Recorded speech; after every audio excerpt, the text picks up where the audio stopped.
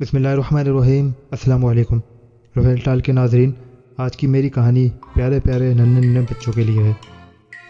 آج کی کہانی کا ٹاپک ہے دوغلی چمگادڑ۔ پیارے بچوں، وہ جب دیکھتی کہ پرندے جیت رہے ہیں تو ان کی حمایت کا اعلان کر دیتی، اور جب دیکھتی کہ پرندوں کا پلہ بھاری ہے تو جانوروں میں شامل ہو جاتی اور جانور ہونے کا دعویٰ کرتی۔ ایک جنگل میں بہت سارے جانور رہا کرتے تھے، لیکن وہ آپس میں لڑتے رہتے۔ ان جانوروں میں دو گروہ بن گئے تھے، ایک چوپایوں کا اور دوسرا پرندوں کا۔ ان دونوں گروہوں نے روز روز کے جھگڑوں سے تنگ آ کر فیصلہ کیا کہ ہمیں ایک بادشاہ چن لینا چاہیے جو ہمارے جھگڑوں کا فیصلہ کر سکے۔ لیکن اس بات پر بھی ایک ہنگامہ کھڑا ہو گیا کہ بادشاہ کا انتخاب کیسے کیا جائے۔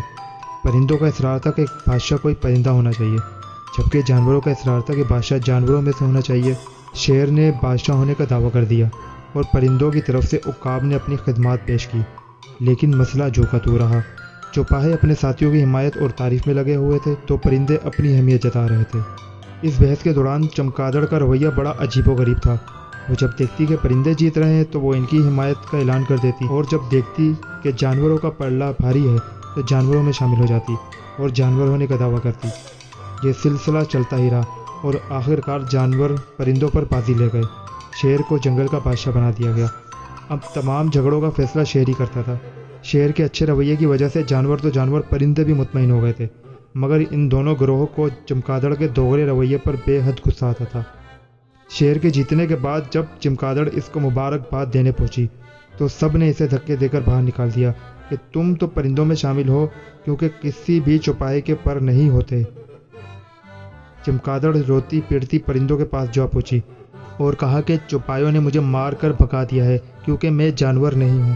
لیکن پرندوں نے اس کا مذاق اڑاتے ہوئے کہا کہ تم چوپایوں میں شامل ہو کیونکہ پرندے تو انڈے دیتے ہیں جبکہ تم اپنے بچوں کو دودھ پلاتی ہو۔ یہ کہہ کر سب نے اسے وہاں سے مار بھگایا۔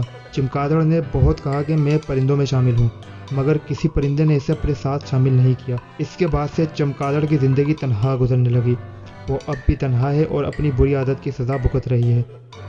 جب کبھی وہ خود کو مجرم سمجھنے لگتی ہے تو سزا کے طور پر درخت سے الٹی لٹک جاتی ہے اور روتی ہے، اور جب سب پرندے سو جاتے ہیں تو رات کو سناٹے میں باہر آ جاتی ہے کہ کہیں کوئی پرندہ دیکھ نہ لے۔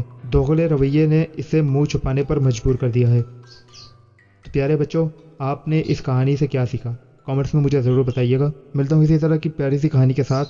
اللہ حافظ۔ پاکستان زندہ باد۔